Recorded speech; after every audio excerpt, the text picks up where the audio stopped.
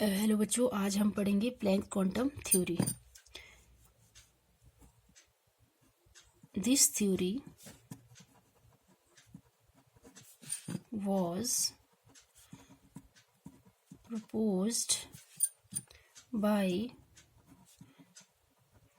Max Planck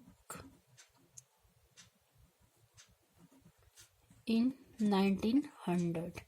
ठीक है, इस थ्योरी का नाम जो है वो प्लैंक्स क्वांटम थ्योरी क्यों रखा गया? क्योंकि जो इस थ्योरी को जिसने डिस्कवर किया, जिसने प्रपोज्ड किया, उन साइंटिस्ट का नाम था मैक्स प्लैंक्स। उन्हीं के नाम पे इस थ्योरी का नाम रखा गया प्लैंक्स क्वांटम थ्योरी। और ये जो थ्योरी थी वो दी थी 1900 में। ठीक है, अब इस थ्योरी के अकॉर्डिंग डिफरेंट डिफरेंट पॉइंट्स दिए हैं। According to this theory,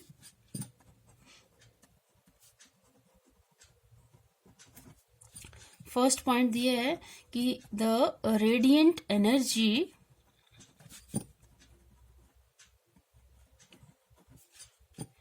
is emitted or absorbed discontinuously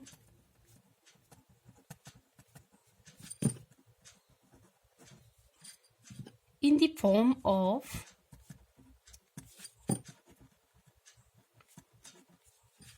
small energy bundles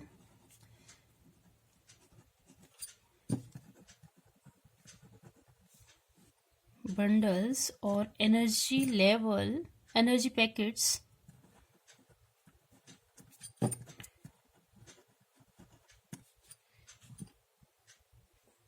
called quanta or photon. Each quantum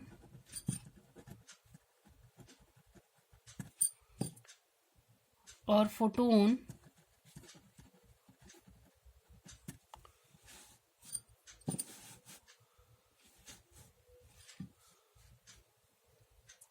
is associated with a definite amount of energy.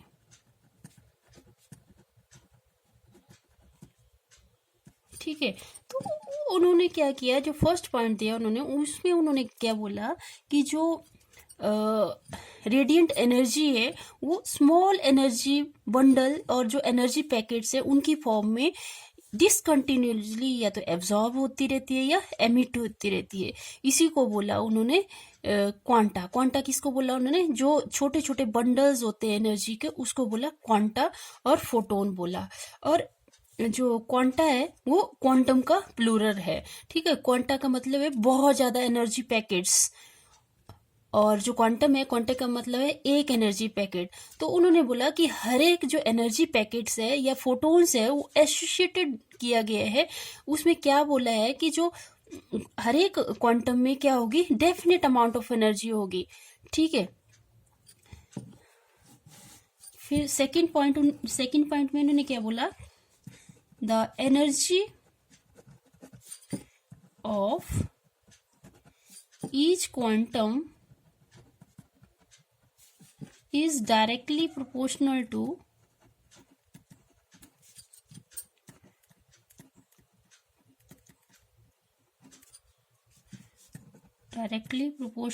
to the frequency of the radiation। ठीक है, दूसरा जो उन्होंने point बोला, उन्होंने बोला कि हर एक जो क्वांटम है उसकी जो एनर्जी है वो डायरेक्टली प्रोपोर्शनल होती है उस रेडिएशन की फ्रीक्वेंसी के। ठीक है, तो क्या बोला उन्होंने, जो एनर्जी है वो किसके प्रोपोर्शनल होती है? फ्रीक्वेंसी के प्रोपोर्शनल होती है। जब प्रोपोर्शनलिटी अब आपको फ्रीक्वेंसी का भी पता होगा और एनर्जी का भी पता होगा। जो फ्रीक्वेंसी है, फ्रीक्वेंसी क्या है, एक सेकंड में नंबर ऑफ वेव्स। फ्रीक्वेंसी कैसे हम डोनेट कर सकते हैं? फ्रीक्वेंसी चलो बाद में बताती हूँ इसको। पहले इसको कर लेते हैं। जब हम प्रोपोर्शनलिटी साइन को हटाते हैं तो ये क्या आ जाता है, एच म्यू। ठीक है, और एच क्या है हमारा, एच है प्लैंक्स कांस्टेंट, प्लैंक्स कांस्टेंट या प्रोपोर्शनलिटी कांस्टेंट भी बोलते हैं इसको, और प्लैंक्स कांस्टेंट भी कहते हैं इसको। और जो एच की वैल्यू है, एच की वैल्यू है, प्लैंक्स कांस्टेंट की वैल्यू है 6.626 इंटू 10⁻⁻34 जूल सेकेंड। और ये जो म्यू है हमारी फ्रीक्वेंसी।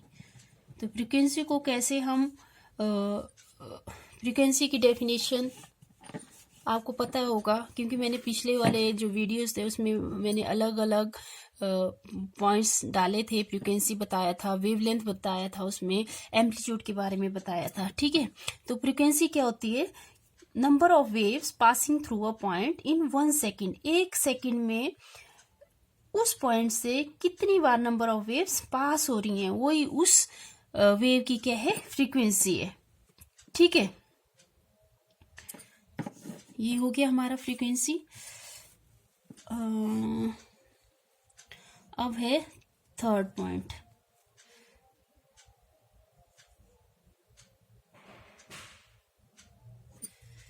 थर्ड पॉइंट में मैंने बताया था आपको, जो म्यू है, म्यू होता है वेवलेंथ के प्रोपोर्शनल, डायरेक्टली प्रोपोर्शनल, या हम इसका रिलेशन ऐसे भी बता सकते हैं, म्यू और फ्रीक्वेंसी और जो वेवलेंथ है उसका रिलेशन हम ऐसे भी बता सकते हैं, mu is directly proportional to wavelength. Means अगर वेवलेंथ इंक्रीज होती है तो फ्रीक्वेंसी डिक्रीज होगी, फ्रीक्वेंसी डिक्रीज होती है तो वेवलेंथ इंक्रीज होगी। ये हमने इलेक्ट्रोमैग्नेटिक स्पेक्ट्रम में भी मैंने ये इस टॉपिक के बारे में बताया था कि जो अगर आपकी फ्रीक्वेंसी इंक्रीज होगी तो वेवलेंथ डिक्रीज होगी। मतलब ये क्या चलते हैं, एक दूसरे के इनवर्सली प्रोपोर्शनल चलते हैं, उल्टे चलते हैं।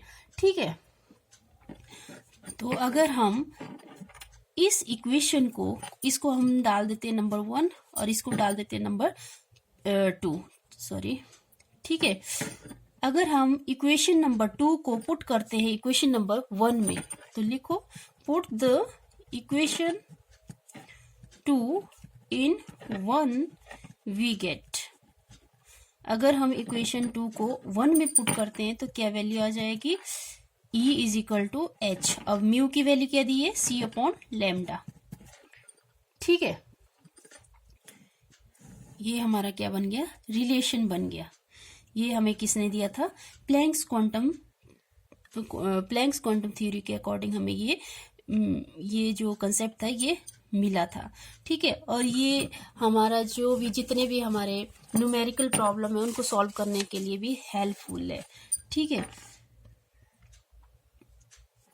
ओके, आई होप आपको समझ आया होगा। फिर से मैं आपको एक रिकॉल कर देती हूँ कि क्या क्या था इस थ्योरी में। प्लैंक्स क्वांटम थ्योरी में सबसे पहले जो ये थ्योरी दी थी वो दी थी मैक्स प्लैंक्स ने, और कब दी थी ये, 1900 को दी थी। ठीक है, फिर है कि जो हमारी स्मॉल एनर्जी बंडल्स और जो एनर्जी पैकेट्स होते हैं, वो जो उनसे जो एनर्जी एमिट होती है या एब्जॉर्ब होती है वो डिसकंटिन्यूसली होती है। ऐसा नहीं है कि कंटिन्यूसली वो वहां से एनर्जी क्या होती रहेगी, एमिट या एब्जॉर्ब होती रहेगी, ऐसा नहीं होता। ये क्या होता है, डिसकंटिन्यूसली या तो एमिट होगी या एब्जॉर्ब होगी एनर्जी। और जो एनर्जी पैकेट्स हैं और जो स्मॉल एनर्जी बंडल्स हैं उन्हीं को क्या बोलते हैं, क्वांटा या फोटॉन्स बोलते हैं। और मैंने बताया था कि जो क्वांटा है वो बहुत ज्यादा एनर्जी पैकेट्स को हम क्वांटा बोलते हैं, और जो क्वांटम है वो वन जो एनर्जी पैकेट्स है उसको हम क्वांटम बोलते हैं। तो हर एक क्वांटम या जो फोटॉन्स है वो उसकी क्या होती है, डेफिनेट अमाउंट ऑफ एनर्जी होती है। ठीक है, फिर हमारा सेकंड पॉइंट क्या दिया था, सेकंड पॉइंट में दिया था कि जो एनर्जी है वो किसके प्रोपोर्शनल है, डायरेक्टली प्रोपोर्शनल है फ्रीक्वेंसी के। ठीक है, और जब इसकी प्रोपोर्शनलिटी कांस्टेंट को हटाया गया तो यहाँ पे आ गया E is equal to H mu. H क्या है, प्लैंक्स कांस्टेंट है, एच की वैल्यू है 6.6 26 इंटू 10⁻34 जूल सेकेंड। और हमने इसके बारे में पढ़ा था कि जो म्यू और म्यू क्या होता है, म्यू की वैल्यू होती है c/λ। मतलब अगर हम इसका रिलेशन लिखें तो जो फ्रीक्वेंसी है वो इनवर्सली प्रोपोर्शनल होती है वेवलेंथ के। ठीक है, तो हम इसको इक्वेशन नंबर 2 डाल देते हैं। अगर हम इक्वेशन नंबर 2 को 1 में पुट करते हैं तो हमारे पास जो वैल्यू बनती है वो बन जाती है E=hc/λ। ठीक है, यही प्लैंक्स क्वांटम थ्योरी का कंसेप्ट है। और अगर आप, क्योंकि ये रिलेशन तो हमें याद रखना ही पड़ेगा, क्योंकि जितनी भी न्यूमेरिकल प्रॉब्लम है वो इसी से सॉल्व होती है। या तो ये आ जाएगा सॉल्व करने के लिए, या यहाँ से वेवलेंथ फाइंड आउट करने के लिए बोल सकते हैं, या आपको फ्रीक्वेंसी फाइंड आउट करने के लिए बोलेंगे। अगर क्वेश्चन में फ्रीक्वेंसी फाइंड आउट करने के लिए बोलेंगे तब ये फॉर्मूला लगेगा, अगर वेवलेंथ फाइंड आउट करने के लिए बोलेंगे तो ये फॉर्मूला लगेगा।